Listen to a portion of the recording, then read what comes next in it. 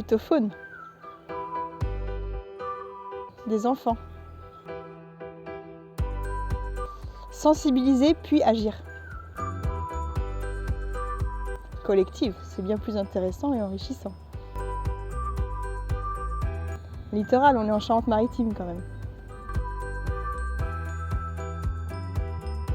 Lucille Grisot, donc je travaille à Nature Environnement 17 et je suis responsable des projets animation et communication. Je suis à l'association depuis plus de 10 ans. Je mène à peu près un mi-temps sur des actions d'éducation à l'environnement auprès des scolaires, du grand public et aussi auprès du public touristique pendant les vacances scolaires. Et en parallèle, j'ai environ 50% de mon temps sur des missions de communication et de création d'outils de communication, notamment sur des panneaux pédagogiques pour des sentiers, des expositions thématiques, des plaquettes, la revue de l'association, etc.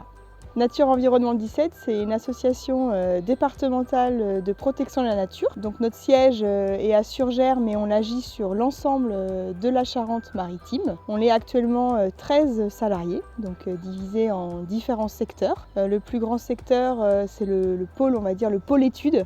Donc mes collègues naturalisent, donc ils ont chacun leur spécialité, leur taxon, et ils vont faire des inventaires sur l'ensemble de la Charente-Maritime. J'ai 2 collègues aussi qui sont gestionnaires d'une réserve naturelle régionale. Donc c'est la réserve de la Massonne. C'est une réserve privée de plus de 100 hectares où on mène de multiples actions sur cette réserve. On a un pôle aussi juridique, on a une juriste de l'environnement, donc là aidée par une cellule de bénévoles qui va mener de nombreux combats et injustices contre l'environnement. Donc ça peut aller de la gestion de l'eau à la protection d'espèces, etc.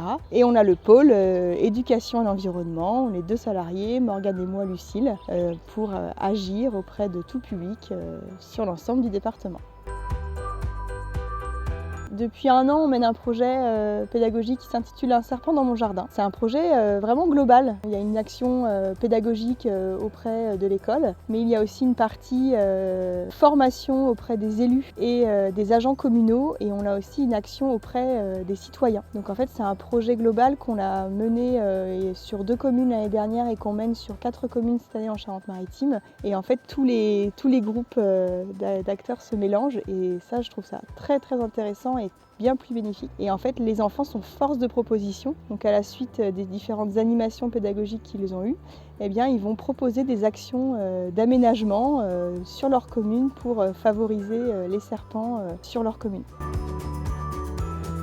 J'aime aller à la rencontre de différents publics, principalement les scolaires. J'aime beaucoup travailler avec les enfants et j'aime les mettre en contact avec la nature pour qu'ils puissent toucher, sentir, explorer, se poser plein de questions, qu'ils utilisent tous leurs sens, leur faire ressentir des émotions pour qu'ils soient bien dans l'environnement. J'aime les voir sourire tout simplement dans la nature, et on dit voilà, un enfant qui va passer du bon temps dehors, qui va prendre plaisir à observer le ver de terre, à grimper dans un arbre, à cueillir ou observer une fleur, eh bien c'est un lieu qu'il va aimer, et donc forcément c'est un lieu qu'il va vouloir protéger par la suite. Nature Environnement 17, on est adhérent du GREN depuis plus d'une dizaine d'années. On a été plus ou moins actifs d'une année sur l'autre. J'ai même été coprésidente du GREN Poitou-Charentes pendant quelques années. Aujourd'hui, on est adhérent du GREN pour cette mise en réseau, pouvoir mener en commun des projets, découvrir aussi des nouvelles thématiques, parce qu'à travers les ateliers du GREN, on va pouvoir aller vers d'autres publics vers lesquels on n'est pas habitué aujourd'hui, donc notamment les entreprises ou autres publics. Et puis ça permet aussi d'avoir des ressources au niveau des outils avec le centre de ressources. Moi, j'aimerais bien qu'on aille vers des publics extrascolaires, notamment avec les centres sociaux, les centres de loisirs. C'est un public qu'on fait très peu aujourd'hui. On fait l'extrascolaire avec le club nature le mercredi après-midi, mais on aimerait aller plus loin. Avec les centres sociaux, je pense qu'il y a plein de choses à faire avec ce public-là. Aujourd'hui, on n'y va pas parce que c'est un public peut-être plus difficile, c'est peut-être moins leur priorité, l'environnement, mais je pense qu'on pourrait développer en partenariat avec le GREN et les autres associations des projets vers ce public-là.